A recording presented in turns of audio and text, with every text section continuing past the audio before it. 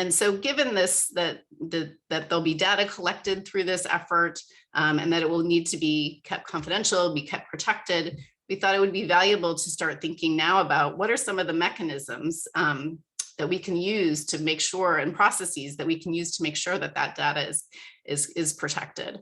And so that's why we reached out to our colleagues at the Native Nations Institute, which is a sister program to us at the Udall Foundation, housed at the Udall Center at the University of Arizona. And they have some great wealth of expertise in these issues of data sovereignty and tribal data management. And so we're really pleased to be able to welcome them here today to talk to all of us about this issue and to learn from them. So I'll just give some kind of some brief bio information on each of our presenters today before I turn it over to them. So first we have Stephanie Russo Carroll, who's an Ahtna woman of Sicilian descent. She's an assistant professor of public health, an associate director of the Native Nations Institute, and the assistant research professor at the Udall Center at the University of Arizona.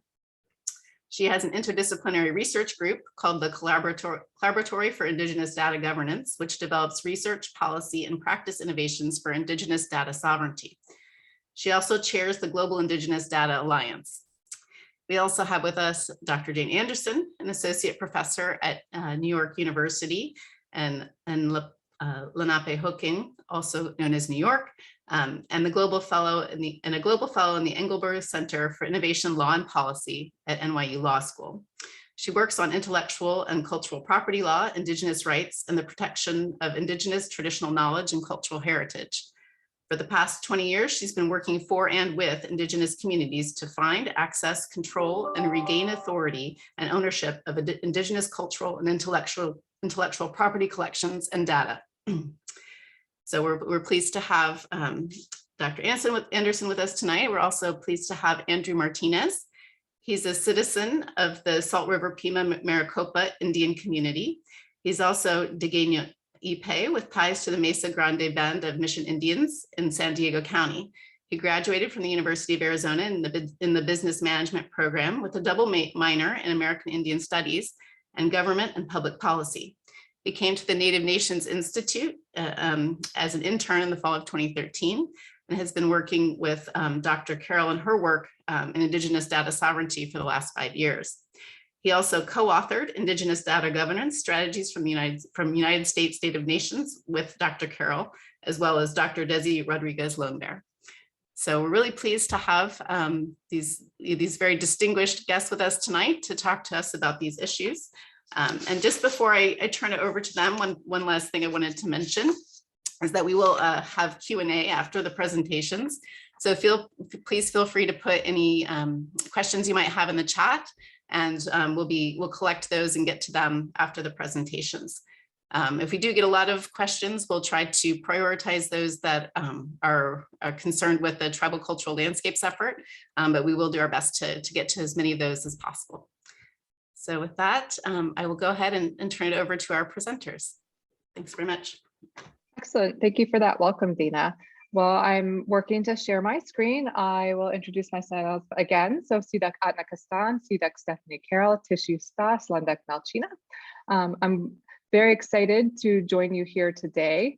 I'm coming to you from Tucson or Tucson, Arizona on Yaqui and O'odham lands, and where we're approaching 100 degrees, which is something we have to get used to every year. But I'm excited to talk to you about the work that's been ongoing around Indigenous data governance, both domestically here in the United States, where tribes are leading a lot of efforts, and then internationally as well. And so Jane and I will present, and then Andrew will moderate our discussion. So thank you to both of them for joining us today for this important work. So I want to start with some grounding slides and focusing points. When we talk about Indigenous peoples and data, we are talking about ties that we as Indigenous peoples have had in our communities to each other and to knowledge, and how we share and exchange knowledge. And those mechanisms and tools that we've had that are in some ways old, we're making them new again within digital spaces. And so within this context, sovereignty matters and is central to data relationships between tribes internally, but also externally. Importantly, data are our relations. When we forget that, we forget the responsibilities we hold to the information and to the people which it relates. And also the fact that even non-human data is in relation to us, and that we have roles and responsibilities for the caretaking of that. Only data are then critical to the exercise of tribal sovereignty, especially in that relational schema. And only Indigenous peoples and nations can exercise Indigenous data sovereignty. They're the sovereign, they are the ones who are practicing it. But we recognize that enacting Indigenous data sovereignty includes both data for governance, so data for decision making, and then tribes working to govern that data. To do so, tribally driven data work requires relationships with other data actors, so other governments or other organizations who hold or who may interact with tribal data, and experts who can assist with both stewardship and expertise. Finally, assertions of Indigenous data sovereignty spur innovation and design in data and research policy and practice. So it's really important to understand that though we may feel that we don't have expertise in data, or we're behind the practice of how data is being used, because data is huge now, right? It's almost, in some areas, it's called the new oil as a resource. But mainstream data landscapes are very, very barren in terms of governance and policy and ethical perspectives. And so what we as Indigenous peoples, we as Indigenous communities contribute is often very novel and can impact, because we have these ongoing relationships and protocols for the care of our information and our cultural heritage and so forth.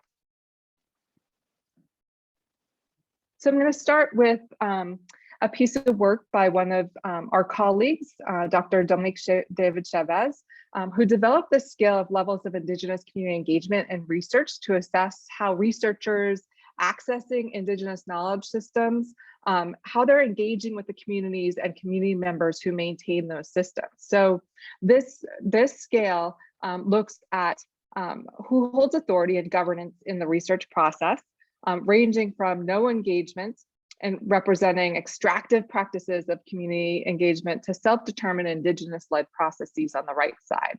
So when she applied this scale to a global systematic review analyzing 20 years of climate studies that included Indigenous knowledge in their research, she found that about 87% of the studies were extractive, representing these colonial legacies, and really only having minimal interaction with the communities from which the knowledge was being taken.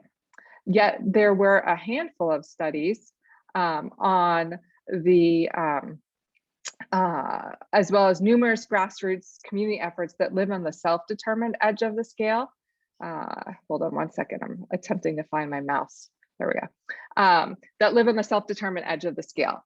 So what we're really beginning to think about it from a data perspective are how can Indigenous communities, and then all of those that they have to interact with, such as governments, researchers, repositories, funders, and other institutions, support this shift to self-determined community engagement around data.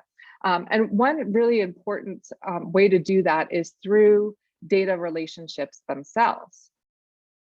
So what we're thinking about is, how do we move these institutions from extractive, transactional colonial data practices and reconfigure power relationships to put Indigenous data in Indigenous hands.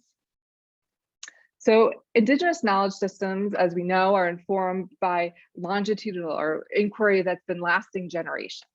And we in our communities have refined our knowledge system based on careful observation, have adapted to change, and and have been doing that over time. And so when you contrast that to mainstream science or Western science is often looking at a lot of different places in one period of time.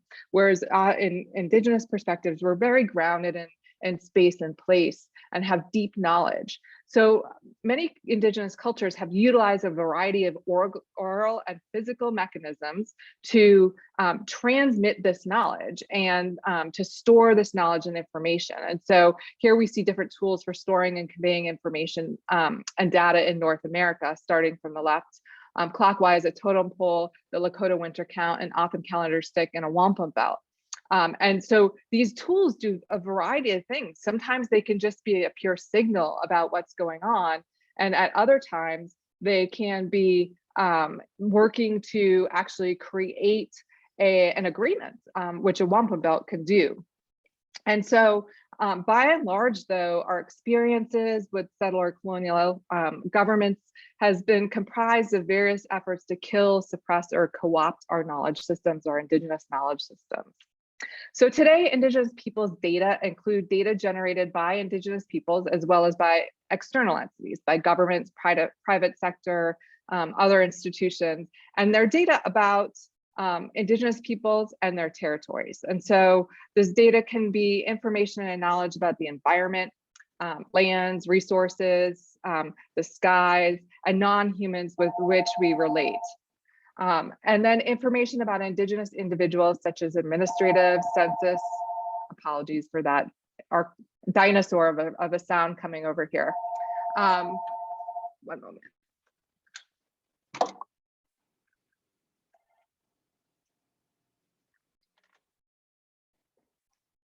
And also data about us as individuals. So data about administrative data, our health data, data about the communities who live in or the individuals who live in our communities, corporate data, commercial data, Facebook data, that kind of stuff. And finally, data about us as nations, as Indigenous peoples. So this is the traditional and cultural information. It's our clan knowledges, it's our stories, our belongings. So with that understanding, this really broad conceptualization of data that is looking at both data about individuals and collectives, so about me as a person, but also about my community and the Atna people. Indigenous data sovereignty is the right of Indigenous peoples to govern data from collection and storage to use and reuse. It finds its foundations in inherent sovereignty, and it is a reflection of and an enactment of the responsibilities and the expressions of the ways, traditions, and roles that we have in our communities for the care and use of knowledge. It leverages the human rights framework, as well as tools such as laws, policies, and agreements, including the UN Declaration on the Rights of Indigenous Peoples, also federal recognition, treaties, and other mechanisms. And finally, Indigenous data sovereignty really underscores that knowledge belongs to the collective and is fundamental to who we are as peoples, as Indigenous peoples. And so data are critical to the exercise of tribal sovereignty. Indigenous peoples require data for governance and for self-determined decision-making. When activating Indigenous data sovereignty, Native nations and other data agents replace external non-tribal norms and priorities with tribal systems that define data, control how it's collected, and influence how it's used. And so you heard that in how Dana was talking about the work that the National Center is starting to do, and that all of you are either a part of or have heard about. And so refocusing on tribal values and tribal systems for doing it results in findings derived both from external data collected on Indigenous peoples and from internal data produced by Native nations that reflect on the understandings of those peoples. So at the same time, Indigenous nations, like many other governments and institutions, create and enact data policies and practices that align with their values and knowledge systems. So these activities of Indigenous data governance really are the means of implementing greater Indigenous data sovereignty. And so what we see now is that as Indigenous nations are rebuilding their governance systems, they're also reclaiming their data systems. So Indigenous data sovereignty itself is a newer term. It didn't emerge until around 2015, but as I've heard from tribal leaders time and time again, it is a process of making what's old new again. It is applying how we've always had our protocols and roles and responsibilities in our communities to this digital environment. So over the past 5 years or so, there's been increasing levels of scholarship, including a foundational book, Indigenous Data Sovereignty, and then a follow-up Indigenous Data Sovereignty and Policy book that you see on the right side there, as well as frameworks and principles for Indigenous data governance at various levels. And so I'm going to explain something quickly, is that one of the entities at the forefront of the Indigenous data sovereignty movement was the Ocap principles from First Nations in Canada. And so these principles are set forth by First Nations in Canada. So it's kind of like if we think of it as a regional level, it's First Nations coming together to create the principles for the stewardship of their information. And so really there's a few levels of how we can issue principles or issue expectations for how external data actors engage with Indigenous data or tribal data. So one of them is something I'll talk about a little more in depth, which are the care principles, which are really high. And you're beginning to see them in things like international policy at the United Nations, or nation state policy, for instance, the research code in Australia. And then there's these mid-level frameworks that are put out by either entities that live in a geographic area together, like First Nations in Canada, or the Maori data sovereignty principles out of iwis in New Zealand, who have cultural ties, and then finally you have tribal data governance principles. So the ones that are set forth as expectations by tribes, and we're in a phase of beginning to see more and more tribes put these forth, whether they're in a specific project or thinking through having a data governance committee and what that means at a tribal level. So in response to really this huge explosion of the use of data and this push to make data public for open data, and the ability to mine data and use it to inform a lot of things. And at the same time, the limited opportunities for Indigenous control, the care principles for Indigenous data governance were issued by Indigenous scholars who led the development in 2019. And so these principles are collective benefit, authority to control, responsibility, and ethics, and I'll talk through them in a moment. But really what they do is set forth critical considerations for non-tribal data creators, stewards, and users to guide the inclusion of Indigenous peoples in data governance and increase their access to data. And so they work to shift the focus of data governance from consultation to a values-based relationship, and have been widely recognized as enriching the discussion of collective rights to data for other populations too. So you begin to see how Indigenous thought and innovation is beginning to influence the larger data sphere. So the care principles include 4 principles and 3 sub-principles for each one. Their collective benefit, which details that data ecosystems shall be designed and function in ways that enable Indigenous peoples as collectives to benefit from data. They describe the authority to control, which emphasizes the need for those working with data to uphold tribal rights to and support their interest in data. Responsibility reminds us that those that working with Indigenous data must center Indigenous people's self-determination and collective benefit in these data relationships. And finally, ethics focuses on using Indigenous people's ethical frameworks to guide decisions on harm, benefits, justice, and future use. So these high-level principles direct those interacting with Indigenous data towards regional, for example, the First Nations principles of Ocap, or tribal specific data governance. The care principles really were created to complement existing data principles that were out there. So they bring a people and purpose orientation to data governance, which complements the FAIR principles, which are findable, accessible, interoperable, and reusable. So the FAIR principles really seek to increase data sharing and accessibility to machines, particularly. The implementation of care and FAIR principles together should be seen as necessary to allow Indigenous peoples to govern, access, and use their data, and to share on their own terms. However, currently, the vast majority of Indigenous data ranging from ethnographic materials, biological materials to Earth observations and so forth are neither fair nor care. And Indigenous collections and data can be hard to find. They can be buried in larger collections, data sets, repositories, or researcher possessions. They're often mislabeled and don't include the Indigenous peoples who are related to those data and are not searchable.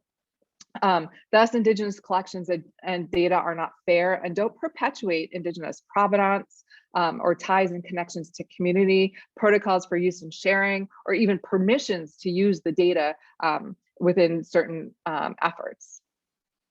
So we're really concerned about implementing fair and care on already existing data, as well as instituting policies and practices to operationalize fair and care in whenever we do work that creates and results in new data. So some of the tools that make this a reality include using Indigenous people's own laws, policies, and practices. So for instance, if a tribe has a tribal research code or research review process, those are some tools that are useful. Also investing in Indigenous data systems.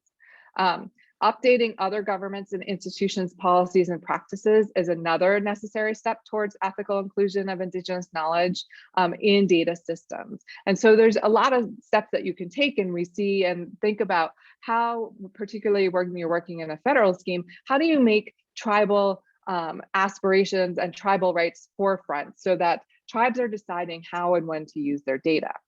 One of the really important things is that the goal is to create law, policy, ethics, and infrastructure such as software and data systems that support Indigenous rights to Indigenous data throughout the data lifecycle. So the data lifecycle is everything from collection to how those data are initially used, whether that's research or to inform decision making, and then how those data are stored and who can access it and reuse it in the future. It's really important to understand that we can strengthen tribal rights by making changes, even minimal at first, across the data actors, such as research institutions, governments, tribes, repositories, and so forth. And what we'll do next is I'm going to hand over to Jane in a minute, who will go through some examples of how this is done. So like I just went through, there are different mechanisms for being able to enact Indigenous rights and to apply care principles within larger external to tribes data systems. And what Jane will do is lead off with talking about some of those examples. Great, thanks, Steph. And it's a privilege to be here, and thank you all for joining us. I'm Jane Anderson, and I'm going to talk a little bit about one tool that's been developed to operationalize and support the care principles. If you remember, Stephanie was talking about how the care principles sit at a policy level and kind of have really been making major interventions both at a kind of international level and at a national level, and kind of so then these questions are, how do we realize the potential of the care principles in communities through practice? And so I'm going to talk about this intervention called the Traditional Knowledge Labels and Biocultural Labels and Notices. So this project with the TK and the biocultural labels and notices was developed over 10 years ago across 4 different countries, working in partnership with Indigenous communities to develop these, what they are as digital tags. They function to identify Indigenous information, Indigenous data. Particularly, it grew out of a cultural heritage context where collections were impoverished. They did not have Indigenous community names associated with them. They were largely legally owned by non-Indigenous people. And so the question became, like, how do you actually restore Indigenous cultural authority back into these records, not only within the particular sites, but in the digital infrastructures themselves? So I'm just going to give you an example of kind of 3 labels. We have 15, and they largely speak to Indigenous cultural protocols and rules for sharing knowledge. Next slide, Steph, if you can. So just three of the labels that I'll just speak to briefly is the attribution label, the culturally sensitive label, and the seasonal label. We developed the TK attribution label largely because communities were saying, well, our names need to be associated with these materials. If they're not associated with these materials, then no one can find us, no one can engage with us, and we're not even given the space to be making decisions about how this material can be utilized into the future. What's unique about the TK label system is that you can see the icon, and the icon itself there remains static. You can't change it, and that's partly because it needs to be implemented across multiple countries so that it's kind of readily available and visible. But the text itself every community can customize that text depending upon what their interests are, and that is kind of the unique sovereign right that every community has to define the terms under which the labels are operating. We developed the culturally sensitive label to indicate where there are particular sensitivities that need to be considered in reusing certain kinds of material. This is particularly accounting for documents and records that communities have not necessarily had access to. A lot of communities use the culturally sensitive label around their language materials, for instance.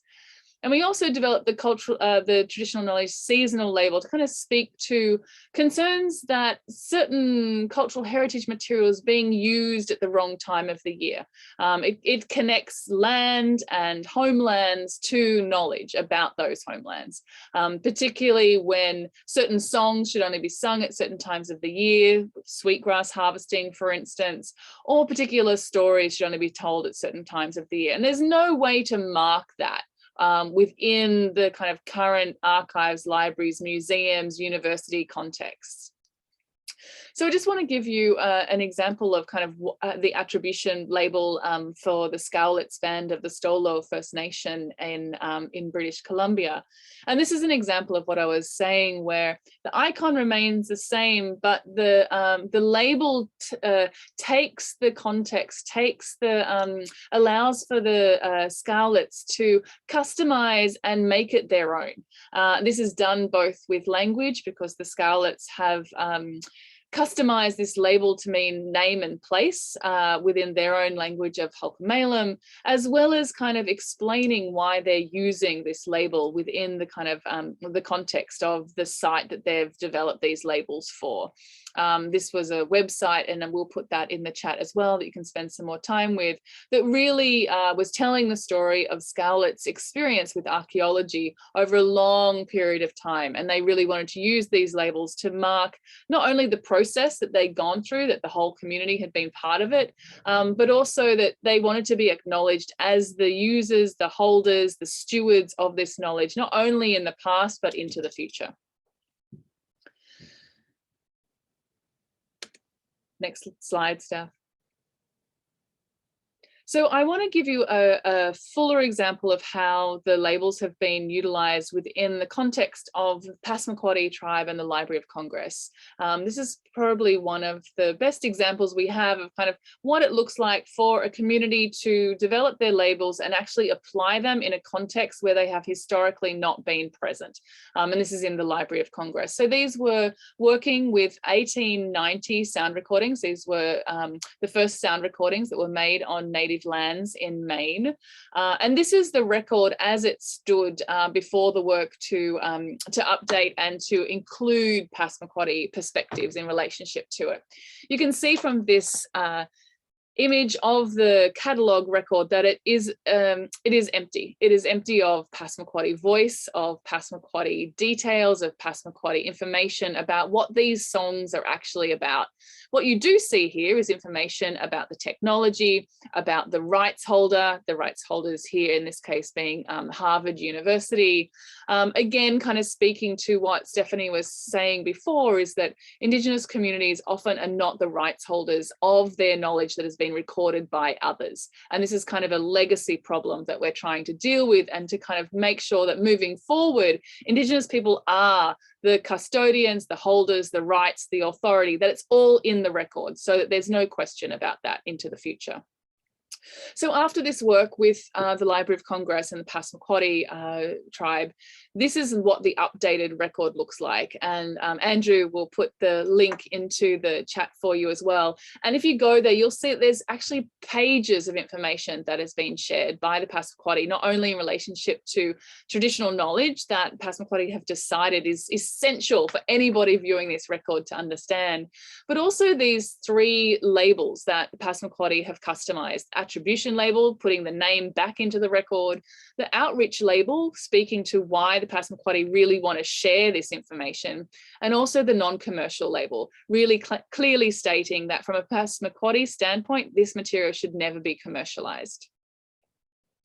So this is kind of the record that sits that any public can view, and they're kind of introduced to the labels. The labels are as close to the content as possible. Those names are also being incorporated back in Passamaquoddy names for the songs themselves. But what sits behind that is, and where this kind of intervention really kind of starts to take on its own life, is when it starts to move into the rights recognition. And so this is an example of what the rights advisory in the Library of Congress now looks like. It originally just had, if you remember, the rights were held by the Peabody Museum of Archaeology and Ethnology at Harvard University. Now the rights recognize the Passamaquoddy labels as the first rights. These cultural rights are there because they're persistent, they're constant, they were never ceded, and there they are as the first and continued rights that is in the kind of record at the Library of Congress. The next level of intervention, however, is actually going into the digital infrastructure itself. Digital infrastructures are not neutral. They obviously carry all the societal bias that sits around them in terms of excluding Indigenous names, excluding Indigenous protocols. And here at the kind of data level is where the labels are included as kind of significant within the data fields themselves. In this instance, this is in the MARC record within the library contexts. And the next slide is an example of the JSON file itself. And what this work with Passamaquoddy has done, and what the Passamaquoddy community has done, has meant that every item within the Library of Congress now has the capacity for a tribal traditional knowledge label to be added. So all of the work that Passamaquoddy have done now means that any community can add their own TK labels to their cultural heritage in the Library of Congress really easily, because the digital infrastructure now has been substantially changed to make sure that that Indigenous authority can sit in the record itself. As we've kind of developed out the traditional knowledge labels, one of the components that we've thought significantly about is what that looks like within spaces around biocultural information, information and data that comes from Indigenous lands and waters. So over the last 4-5 years, we've been developing the biocultural labels. The biocultural labels are a little bit different, but they speak to how communities would like their data to be used into the future. Again, kind of speaking to having proper data provenance. Where does this information come from? But also meaning that people who will get that as a second or a third user of that data can come back to the community and actually engage around, well, what does collaboration look like? What does kind of consent look like? How is this material going to be utilized into the future, so that Indigenous communities are at the table making those decisions and part of the governance moving forward?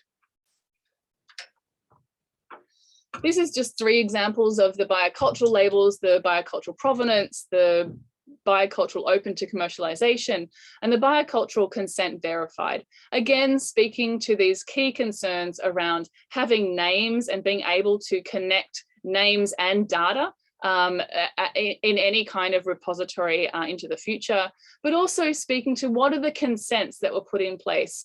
Do people need to come back and get new consent for different kinds of uses? Say, for example, if particular kinds of data was generated for purely research purposes, that was done in collaboration with communities.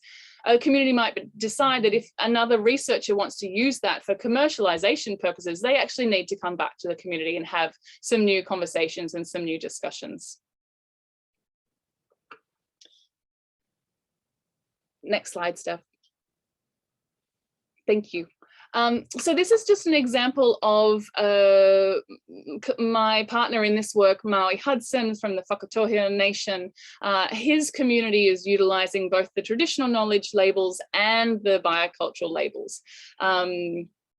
This is for the Maruhia Atu. It's a particular kind of song or a chant that is along the entire coastline of where the Whakatohea Nation is also doing research around changing ocean temperatures and their mussel farming that they're working on. So they're both doing work on creating and working with researchers to kind of understand the different species of mussels that come into the space that they're kind of utilizing for commercial purposes. They really want to know that information, but it's also connected to traditional knowledge that sits at large around that region. And so this is kind of how they're using both the traditional knowledge labels to kind of demarcate that particular domain of knowledge, as well as the biocultural labels in terms of kind of what they want to do with that research moving forward. As we have developed out this project and been working in partnership with communities over this long period of time, more recently, we've kind of also understood that researchers and institutions also need tools to demarcate where there is Indigenous cultural authority, or that there is Indigenous cultural authority. They might not know the extent of that, and it's not their rights to explain that, but they can mark those records differently. They can mark that data so that it's clear that there are Indigenous rights and interests. So we have the kind of biocultural notice and the traditional knowledge notice, again indicating that, or disclosing Indigenous rights and interests. And we also have these other notices, the attribution incomplete and the open to collaborate, to really start processes of engagement. This is just an example of the open to collaborate notice being utilized within historical collections. So this is a collection of Northwest Coast images at Simon Fraser University, and they've added this notice of open to collaborate to actually indicate that they're about to begin and they're in the process of developing frameworks so they can actually do proper engagement with Indigenous communities to actually make sure that the proper information that should be sitting with these photographs is actually there, so people can make better decisions about how to use that material, how to engage with the First Nations, and kind of what that looks like. This is the most frequented image archive at Simon Fraser University, and so kind of putting this notice here and then doing that harder work of actually properly naming people in the photographs, who took the photographs, whose lands they were on when those photographs were taken, is part of this, this process of actually making sure that Indigenous data sovereignty is recognised within these systems. This is an example of open to collaborate notice being utilized within a metadata database. This is a database that previously has certain fields for permits and permit systems, but now has fields for traditional knowledge and biocultural notices, so that researchers can upload their data, and in uploading their data, they can disclose those interests immediately into the metadata framework.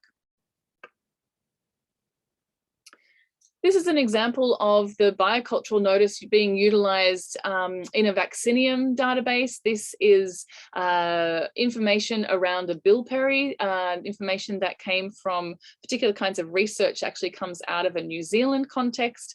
When this information and genetic sequence was added into this vaccinium database, the researchers really wanted to add the biocultural notice so that Sami communities could be notified of this research, and there could be different stages of engagement and collaboration moving forward.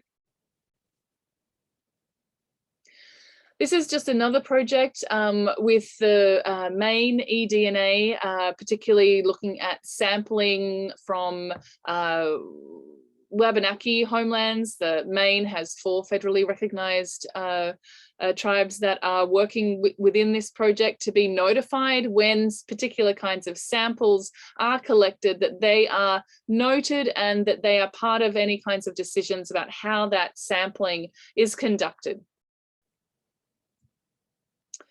And as part of that work, we've just been really just trying to establish what those workflows are for particular kinds of parties, particularly from, you know, if the TK labels were on one hand developed to deal with the legacies of erasure and extraction of Indigenous knowledge, we're kind of in this position where we're trying to shift this so that those research practices change into the future. And so this project is really, what does it look like for a researcher who is working on Indigenous lands to actually engage properly with communities so that these proper notices are added, so these proper disclosures are made as the kind of sample becomes data that goes into a database, that goes into another database, goes into another database. And how do you make sure and maintain that Indigenous provenance across those different data repositories? And this is really what this project with Maine eDNA is really working out as part of the workflows. So if the labels do three things, it's really, they speak to provenance. They are really about putting provenance back into the record. They're about making sure that Indigenous cultural protocols are present and are accounted for within these spaces. And they also speak to the conditions of permission and consents. What have been the permissions and consents that communities have been part of making decisions about as this data was created in the first place? So we see that what the labels do, and this is kind of part of the connecting back to care and the care principles and back to the larger framework of Indigenous data sovereignty, is that the provenance is really providing this kind of capacity for connection, which leads to control, which leads to Indigenous governance. The protocols really allow for Indigenous worldviews to actually be part of any kind of data infrastructure. And that does not only allows for Indigenous worldviews to be recognized and incorporated as legitimate and valued, but also does education to kind of help people think about, is this use an appropriate use? The permissions are also an expression of Indigenous data sovereignty because they start to support ethical and equitable research, but partly by emphasizing the need for responsibility, transparency, and integrity at that level of research engagement with Indigenous partners.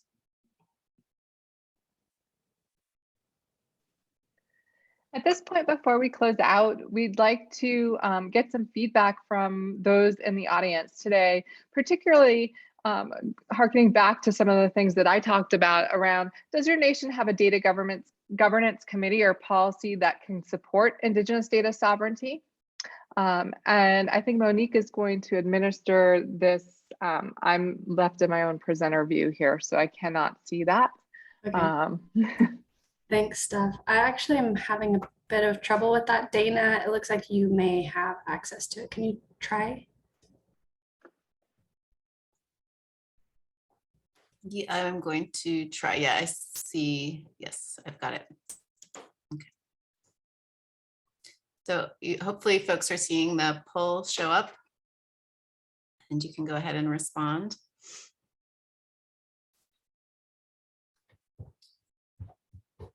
I'll give you a couple of minutes or seconds, I guess.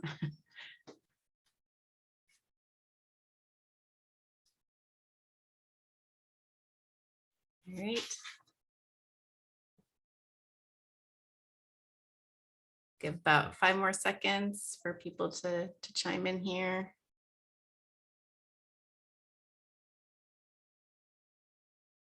Okay. All right, I'm going to go ahead and end the poll, and then you can see the results. Got about 10 respondents. So, okay, back to you, Stephanie. Great, thank you to those who responded to the poll. You can, we see here how nobody in the audience had a data governance committee or policy at their tribe. This is very, very common, and it's common for all types of different institutions. So for instance, And the university that I work for, we don't have a data governance committee or policy. It's even from the higher level, not just asserting Indigenous data sovereignty, although we've started a group here to work towards that. And so this is one mechanism that we've heard of a couple tribes beginning to do, is to think through, can we form a committee? Where is there tribal leader support? And how do we do that? And so we've seen that happen in a few tribes, but very nascent. Next question is, would you like further training on Indigenous data sovereignty and the Labels and Notices initiative? I think that has opened. Yeah, folks should see that on their screen, so feel free to weigh in there. And this is purely feedback for us and the team here.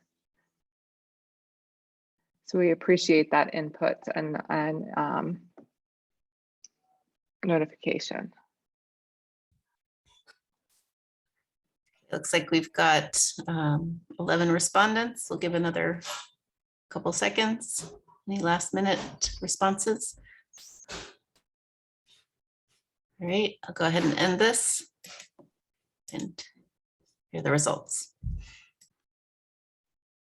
Thank you. So this is just informative to our group as we move forward. And I think even myself, who works in this every single day, I want more and more information about how we can operationalize and really put Indigenous data sovereignty into practice. And so we'll talk about a couple of tools in addition to the labels and notices now. So let me move that out of the way. Okay, so one of the things we wanted to just noodle on to really bring to the thought process is, what are the opportunities now for Indigenous data futures, and how do we begin to harness those? So a repository collects data. Right now, there's a real big push towards making data open or available publicly. And what repositories are dealing with increasingly are, how do we do that in a way that's ethical and transparent and responsible to the people and peoples who are part of the data that is going into a repository. And so really thinking through the issues of tribal identifiers as sensitive data is an important concept. So when a tribe is attributed within a data set, that implementing something like the labels and notices is a really important way to make sure that those data can be protected as they need to be. That restrictions should be operative anytime the data includes data and information from both tribes and individuals. And this is something that is needed to be spoken about, especially in terms of environmental data. And so how do we identify and make sure we're putting into practice these rights around those data that we have relationships to, especially culturally related data? That these repositories or databases should have a policy statement where researchers or others who are putting data into them must document how they're respecting and the preferences of tribal nations to share or not share their data. And so this is information about permissions and who has the right to grant those permissions, as well as what the protocols are for those data. One of the things that we see a lot of is that the attribution is incomplete, as Jane was talking about, and sometimes specimens, whether we're talking about mussels or whether we're talking about salmon or whether we're talking about humans or our knowledge, do not indicate who is related to those data. And so oftentimes it's just called Indigenous data instead of being related to a tribe, which makes it harder for tribes to have control over those data. But we do need to be able to think through, how do we begin to protect those data that only say Indigenous data, for instance, and are not yet attributed to and having a relationship back to the peoples from which it arises.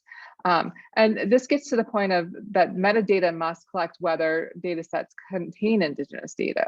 And so describing in detail how the data were obtained and documenting tribal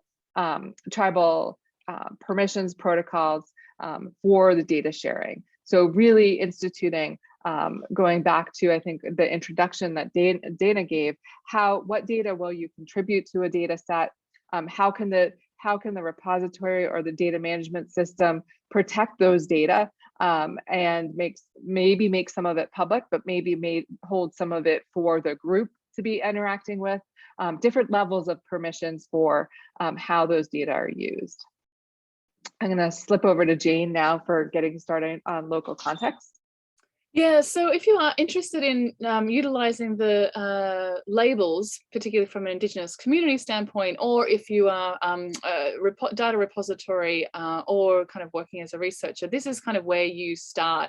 Andrew put in the chat the link to the local contexts site, which is how you will get to the local context hub, and you kind of register and you join, and that gives you the capacity to then kind of customize your labels and then make them available to other parties as you see fit. I'm going to put into the chat the local context team that you can reach out to directly following this seminar, or like in a couple of months' time when you feel like you're ready to do that, and they'll be really very happy to help you get started and to support your use of the labels and use of the hub. Of course, all of this is free and available to be utilized, so please draw upon it. This next slide is just demonstrating what within the local context hub you can do in order to kind of generate particular kinds of notices. So this is just kind of the process that we've developed, moving a project that is really about relationships and maintaining relationships to data. There needs to be kind of an effective way of delivering that. And so this is partly what that looks like. And the next slide demonstrates the API. We work on an API which allows data repositories to identify particular kinds of projects, to make a call on our API to make sure that the labels and the notices are in the right place, they've been established by the right authorities, and so that's kind of how the local context hub works. And again, if you're interested in knowing more, please reach out to Felicia or to Corey, and they'll be really happy to do a demonstration for you and help you get started. As Steph said, though, there are kind of multiple strategies that we are starting to put in place. And one of them is kind of thinking about, what does transparency in research look like? How do we encourage better practices that are actually ones of engagement, of partnership, of collaboration, and actually recognize Indigenous rights from the get-go? The labels and notices are being utilized within contexts of research, including publishing, as well as within particular kinds of researcher contexts like ORCID, which really allow for researchers to demonstrate their intent to work ethically with transparency and responsibility to the Indigenous nations that they're working with and for. I think just lastly, before Steph closes us out, I just wanted to mention a lot of the other work. So the labels are, I think, as I mentioned at the very beginning, they're a tool. They're one mechanism that is has been developed over quite a significant period of time with Indigenous communities to kind of make that data provenance more active and present. But there are other mechanisms and other tools that communities utilize. Steph mentioned research codes, different kinds of tribal policy around data can be incredibly useful.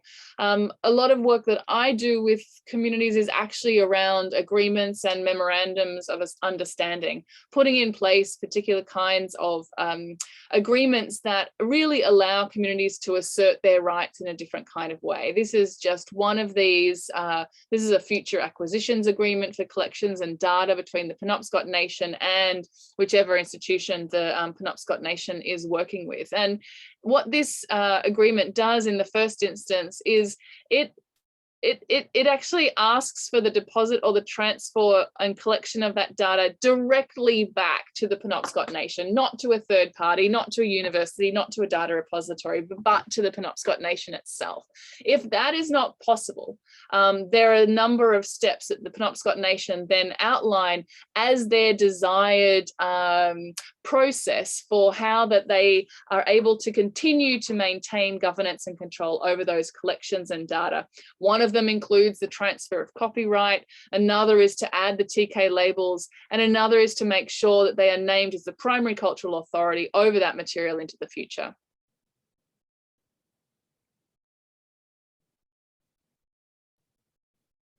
Do you want to speak to this one, Steph?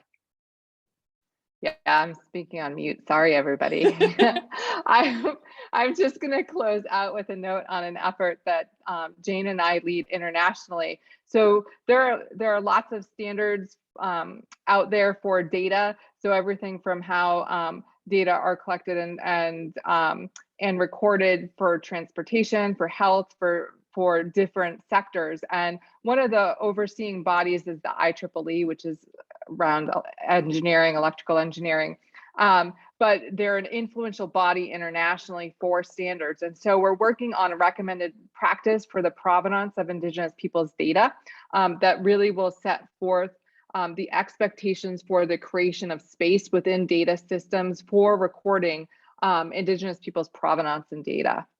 And this effort is really kind of threefold to break into the mainstream systems that set these expectations and standards for data for different sectors. And so IEEE, like I said, is across different sectors of healthcare, transportation, and also to bring Indigenous voice into the system itself to begin to change how the system interacts with Indigenous data.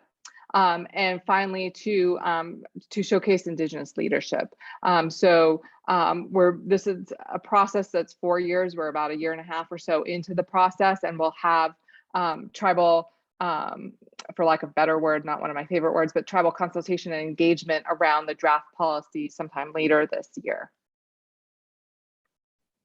Finally, just our websites, and I will hand over to Andrew and Dana at this point. Thank you, everybody. Thank you.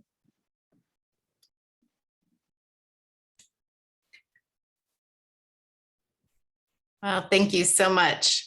This is really helpful. So glad that we had you all to talk about these topics as we were getting started with this effort, because I think there's so many dimensions to it. So I'm going to let Andrew take the reins here to see if we've got any questions from folks. And if not, we can probably have a discussion about kind of steps that we might want to take regarding this effort. So, Andrew.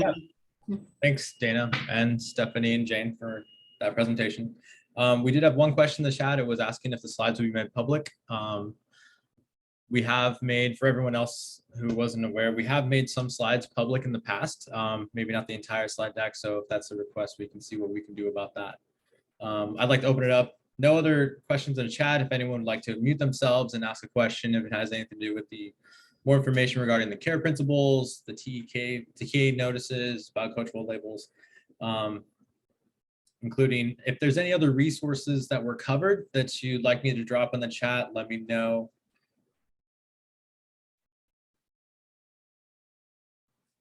Just pause for a minute here and let folks unmute if they'd like.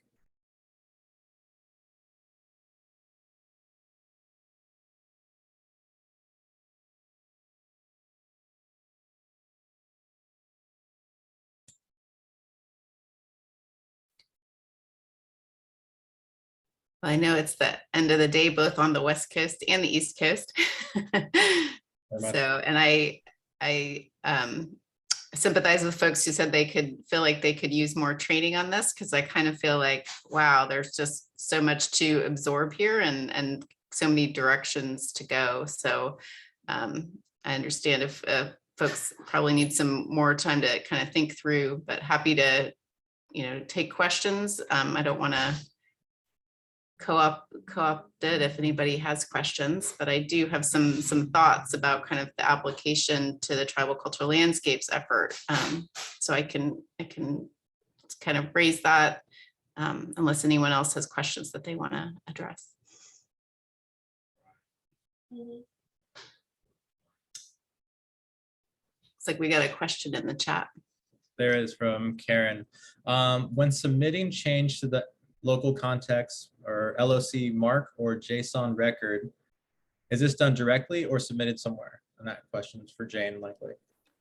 Yeah, no, that's a great question. It was done directly with the Library of Congress. So they have really changed, particularly within different divisions of the Library of Congress, to kind of make sure that there's so many divisions within the Library of Congress, but this was one division that then kind of pushed this through the kind of larger policy framework of the Library of Congress itself. So it's done directly in collaboration with the institution. And this is often what happens, right? You need to work with those that sit behind the digital infrastructures, that hold the permissions to kind of get in there. And I think what we learned within that project is that those relationships are really important, but institutions need to do an enormous amount of education to understand why archives and libraries and museums have failed Indigenous people, why they haven't included them, and what does it actually take to make these infrastructures differently inclusive of Indigenous interests. I think one of the challenges that we found when we were doing this project, and honestly, it took a while, because that learning process was steep at an institutional level, was that the change wasn't just going to be on the record for the public, that they actually needed to take consideration into where the labels were going to go in the MARC record, and they settled on subfield 540 as the kind of the rights area, and that was kind of like the appropriate place to include the labels. But then also it meant that they had to do that for the JSON file for every single item in the Library of Congress. So that meant that creating a new field entirely. And I guess as we've found this work, it's often the curators who are a little bit more concerned about it, and it's actually the people who sit behind the infrastructures themselves who are like, we can totally do this. We can totally include this new intervention. We just need to kind of know exactly where you want us to place those labels. And so on the one hand, it seems daunting for people who've usually sat as a certain kind of gatekeeper of sorts, but also trying to collaborate and trying to do the right thing. Technically, it's really easy to do. And that is something I think that was a real shift in understanding within the Library of Congress. Is like, once you have those labels, they can be in there like that. And so that the work, where's the burden and where's the work that sits there, is actually being shifted by the Passamaquoddy to make sure that that's available for every other community as well. Yeah, I said 540. Thanks for clarifying that, Jane. Another question, I'm new to this area. How exactly do you get rights holders of data to cooperate and conform to the CARE principles?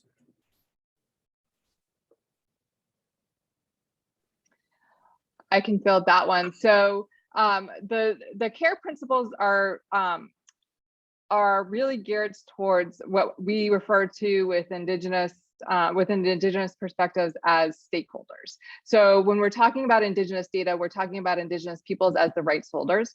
And so moving into the sphere of getting stakeholders, so other governments, institutions that are handling Indigenous data, or who have data that Indigenous peoples have a right or interest in, involves a lot of education.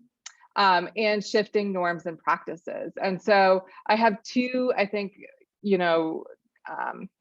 challenges that we've struggled with. First of all, like, I began working within the international sphere around creating the CARE principles and setting forth those very high level expectations, because it was very difficult to work in the middle sphere in the US 5 years ago. So there wasn't movement within the federal government that could be made, but tribes were doing things, and we needed to have some high level that kind of pushed down on the middle to make that traction start to happen. And so what you're starting to see is that the United Nations and other global bodies are starting to put the CARE principles and those ethical standards into expectations, and tribes already have expectations set in a variety of ways. So whether they are through mechanisms such as MOUs or through tribal research codes or other types of codes that they have, you see this compression beginning to happen in the US, where there's pressure on these institutions and governments to start to change because the expectations have been set from above and below. And then you have action that is more person to person. And so Jane and I, Andrew and I, and others have done a plethora of webinars, especially during the pandemic, to provide education and outreach on the care principles over the past 3 or 4 years. So that's been really work that is largely, I see the shift. When I first started presenting on the care principles, there was a lot of kickback from people. I would get nasty comments from people that the care principles themselves were repressing rights of others, and that they were offensive and so forth. I don't tend to get that many comments like that anymore, whether people have been socialized not to say that or that their expectations are shifting. There is a shift happening. And so I think that's, something to recognize is that there is the education portion, and there's an attempt to make it so that there is kind of this bottom up, top down movement. The other thing I wanted to say too is you see, especially within the federal government, all of these different entities beginning to become familiar with the care principles, but also with these inalienable inherent rights that tribes have around their data. And one of the significant issues that is coming to the fore is that there's only so much that tribes can do every single day, right? And so if they're having to deal piecemeal with every different single agency or entity of the federal government, never mind the rest of the institutions and the state governments, that's a lot of work to do. And so my stance is that we really need a high level framework to come out of the federal government with tribes to set forth these kind of high level US based expectations that complement the care principles and support what tribal expectations are, so that it's not a piecemeal approach.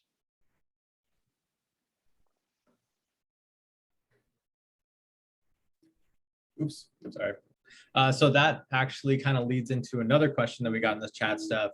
To what extent is this process legally binding or gauged for compliance? If it is at this point akin to NAGPRA, for example, or is it a hearts and minds approach, hoping folks will do the right thing?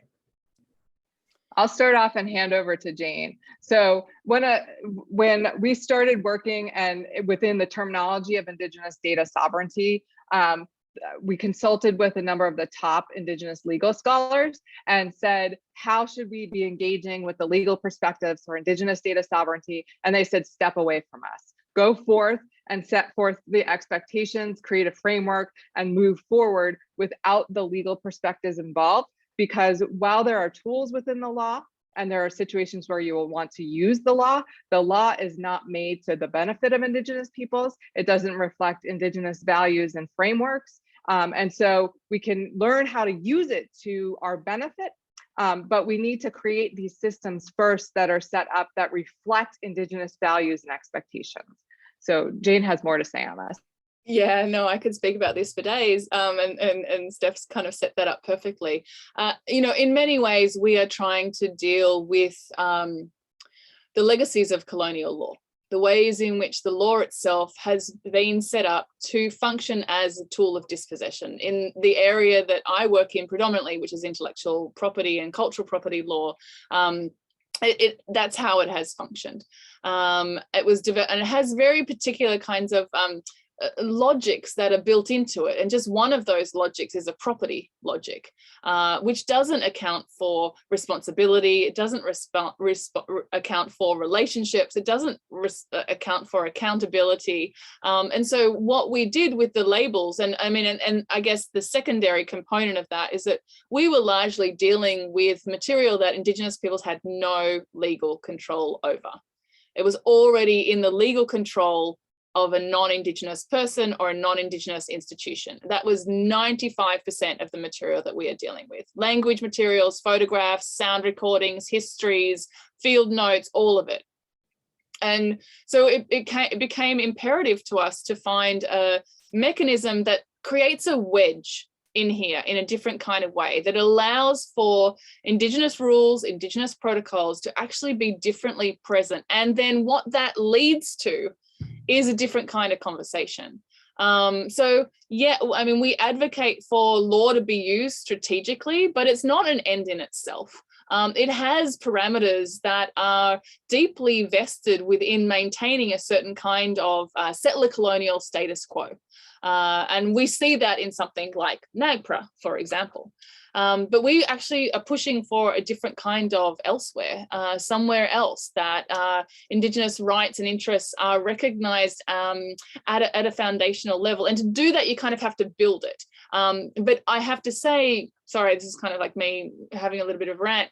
You can't rely on the law itself to rehabilitate itself when it was part of the problem. When it's part of the problem, you really need to start thinking outside of it. And so this is kind of really where many of these mechanisms come from, is kind of thinking to the side and thinking outside that box of what the Euro-Western framework of property does, because it limits what's possible.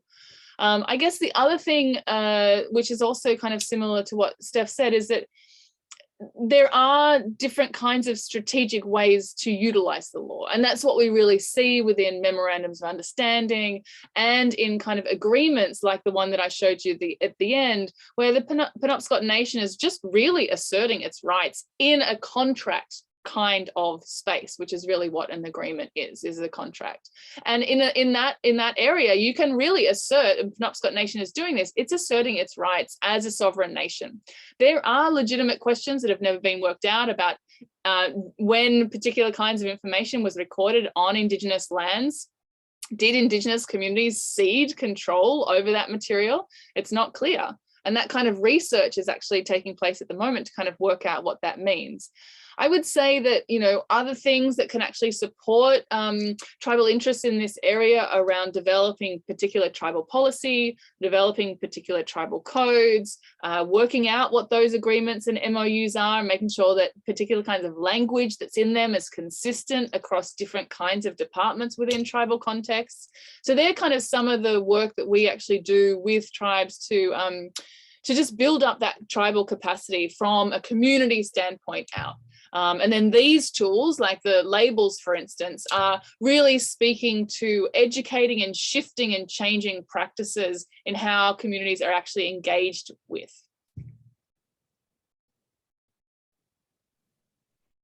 Good answers. I like those. Also, as you were speaking, it was a reminder that NAGPRA, other Native policies or Native focused policies at the federal level weren't enacted because they just automatically changed their minds one night. It was years, decades of activism on the part of our relatives to get those changes made and continuously addressing those. So thanks. Let's see, any other questions? Comment from Chris. As an archaeological repository, we found a TDAR that we aren't originally set up to these TK metadata fields, and now we need to work to add these to benefit Indigenous communities. That'll be a work in progress to modify the existing cyber infrastructure. That's definitely something that's going on in the back end. Yeah, and I mean, I would just speak to that you're not alone. None of these infrastructures were established to include Indigenous interests, none of them. And it's only this work now to actually make those changes. And then, you know, of course, then that next question is, well, where do those Indigenous rights go? And, you know, how do we treat them as rights and how do we include them properly? And, you know, this is why, you know, Steph and I were talking a little bit about that work with the IEEE in relationship to establishing standards.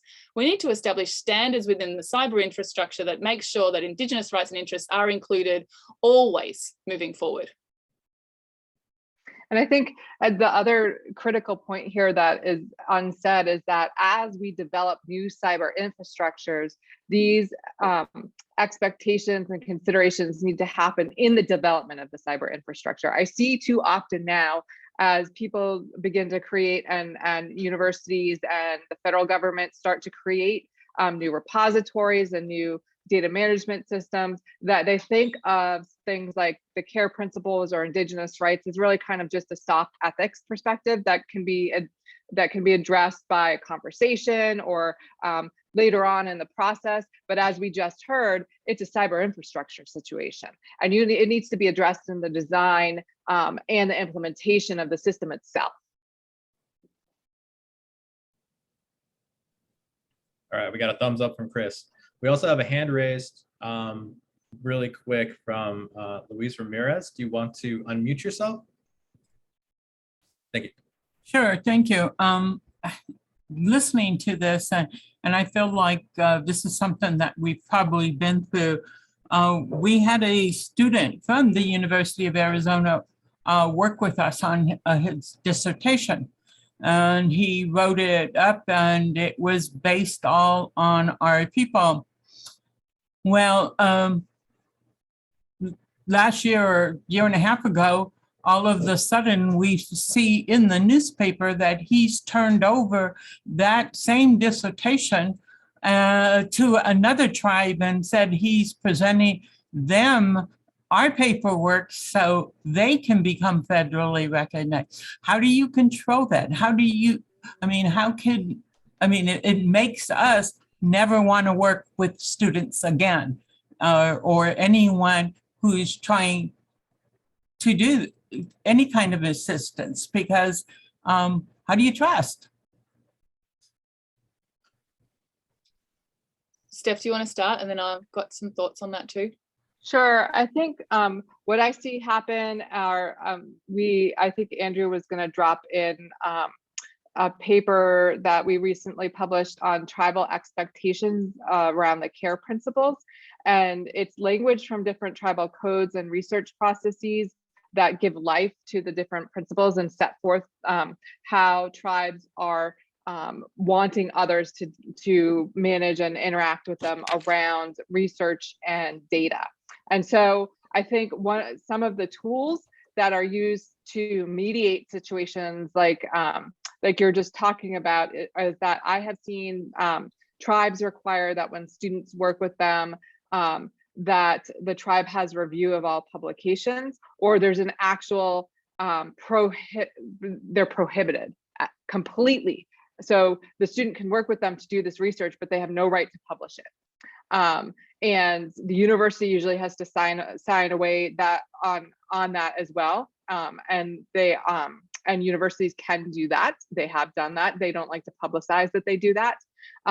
The other thing is that you can set forth the expectations for the relationships around research. So some of the other things that are set forth are things like return of the research, right? So that you retain the rights to that research and the researcher does not retain the rights to that research. Also, responsibilities around that research. How is it presented back to your community? How is that engagement handled? Who has the right to control how that's handled? And then whether or not there's anything built in for capacity or sustainability within the community around that research. So does the external researcher need to work internally to mentor somebody? So sometimes those are students. Do they need to work with an office to do the work, and how is the office going to regulate their research process? And so those are some of the things that we've seen come through.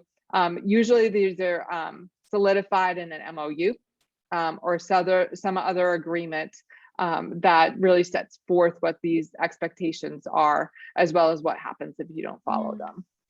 And I feel like that it's a really hard space, because the practices are that a researcher can come in and retain ownership over all of that information that has been created only through collaboration with the community. And I've also, supported and written particular kinds of tribal policy around research, particularly speaking to what Steph was saying, where there are really particular stipulations that are in there in relationship to what happens to that research, who is the author and who needs to have consent and permissions for that to be reused in certain kinds of spaces, whether it actually even gets published at all, let alone shared. And then I think really making sure that the community retains control over its circulation, or at least is part of a decision-making process around how that is used in the future. And it's by establishing those particular kinds of agreements where that control starts to vest back with the community, not with the researcher. The researcher is privileged to be working in the community to start with. They do need to have certain kinds of frameworks around them that mean that they act responsibly and with care for the information that they have been working to create. Because it's a co-production, it's not a singular one. And this idea that the researcher holds the decision making about that is so based on a whole lot of extractive frameworks that we are only beginning to try and change within university sectors, and shifting, what the institutional review boards do within a university place compared to what that might look like within a tribal context is vastly different. But there is a space where they get to meet, and that's by asserting those rights, particularly through agreements with an individual researcher in relationship to what they can do with their research once it's completed.